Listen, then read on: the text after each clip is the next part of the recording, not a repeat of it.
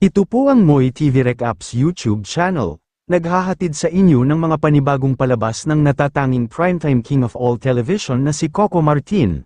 Huwag kalimutang mag-like, share and subscribe sa ating channel para updated kayo sa ating pinapalabas bawat araw.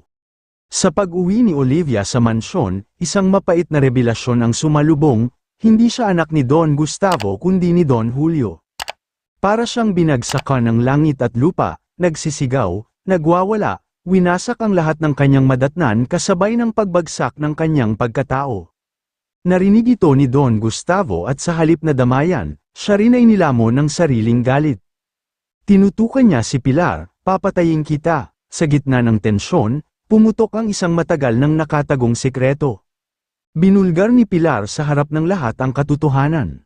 Pinakasal ni Gustavo si Jackie, asawa ng kanyang kaisa-isang anak na si Roberto, at ang bunga ng kanilang kasalanan ay si Miguelito.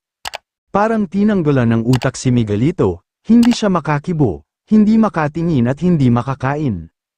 At sa huli, napaamin din si Gustavo, oo, ikaw ang anak ko, hindi ka anak ni Mayor Roberto. Sa di kalayuan, si Fatima ay tahimik na nakadungaw, narinig ang lahat.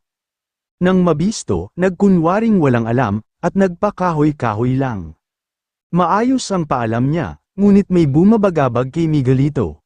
Agad niyang sinumbong kay Jackie, delikado na, alam na ni Fatima ang sekreto, pati ang pagpatay kay David. At doon niya binitawan ang malupit na utos, kailangang mawala siya. Kinagabihan, sinalakay ng mga armadong tauhan ni Miguelito ang bahay ni na Fatima. Sunod-sunod ang putok, isang putok, dalawang putok, may sigawan, iyakan, sindak.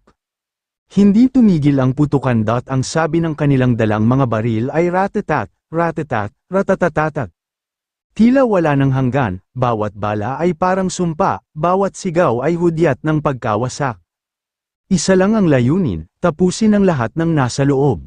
Habang lumalalim ang digmaan ng Montenegro at Guerrero, patuloy ding bumabaon ang sugat sa bawat panig.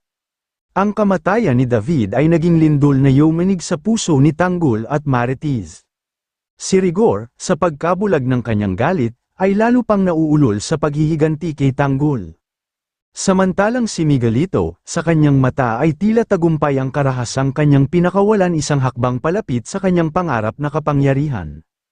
Ngunit sa kabila ng lahat ng ito, mas lalong tumitibay sa puso ni Tanggol ang kanyang layunin, makamit ang hustisya para kay David. Anuman ang halaga, kahit buhay pa ang maging kapalit, at kapag sa wakas ay nalaman ni Rigor ang buong katotohanan sa likod ng pagkamatay ng kanyang anak, babaligtad kaya ang ihip ng hangin, o lalo bang lalakas ang sigaw ng digmaan, kung ikaw ang nasa lugar ni Rigor, pagtapos mong malaman ang buong katotohanan, patawad ba ang pipiliin mo, o paghihiganti pa rin ang mananaig? Marami pong salamat sa panunood sa ating channel, please like and subscribe for more daily updates of Moy TV Recaps. God bless everyone.